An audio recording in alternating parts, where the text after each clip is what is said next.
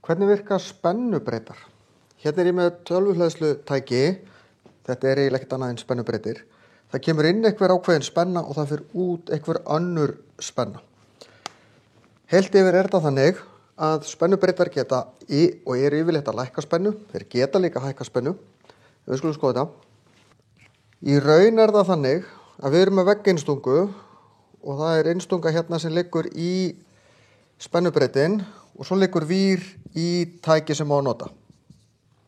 Það sem gerist inn í spennubreytinum að það kemur inn straumur og það eru vafningar hérna, svokallað forvaf og svo bakvaf og þetta tengt saman í gegnum með járni.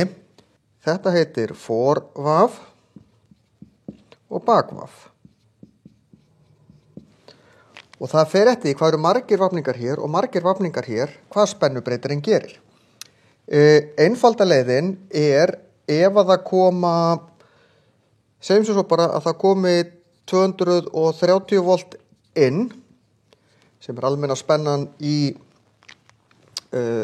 einstungu hjá okkur, 110 vafningar hér og 10 vafningar hér. Það er sérst 11 sinnum fleiri vafningar hér fyrir framann. Að þá það eins og við deilum með 11 og þá þetta cirka 20 volt. Þetta ekki alveg nákvæmur reikningur, en þetta spennan hérna út ekki alltaf nákvæmlega 230, stundum nær 220 og þá myndi þessi reikningur ganga alveg upp. Og það með 20 volt sem að spennubreytirinn sem ég hélt á áðan gefur út. Þannig að það fara 230 volt inn, 20 volt út af því að ég deili bara með 11. Við skulum skoða þægilegri tölur.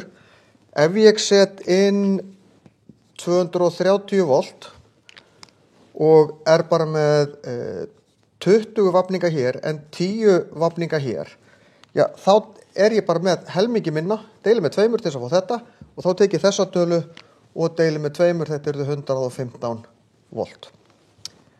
Og þetta á að vera stórt vaf hjá mér en ekki lítið svona svo við séum nú smámunasum. Á sama hátt ef ég færi í hina áttina og ég set inn bara 230 volt og síðan ég með 20 vafninga hér en 40 vafninga hér. Ef ég fjölga þeim, sjáðu, hérna það sinnum 2 og þá fer þetta líka sinnum 2. Við erum sjaldan svona heima hjá okkur að hækka spennuna. Það þó kannski helst ef við þurfum að nota tæki sem að taka til sín 230 volt við bíl sem bara alltaf jafn á 12 volt. Þá þurfum við að hækka spennuna en rafallinn í bílnum ræður ekkert við nema þá bara lítil raftæki yfirleitt. Spennubreytar yfirleitt að lækka spennuna og þó svo ég sé að teikna þetta svona, þetta ákveðin einföldun hjá mér en meira til þess að skilja svona í meginatriðum hvernig þetta virkar. Þið alls ekki að taka í sundur svona spennubreyta því það getur lifað í þeim spenna lengi og þið getur fengið straum af því. Þannig að ekki taka svona í sundur.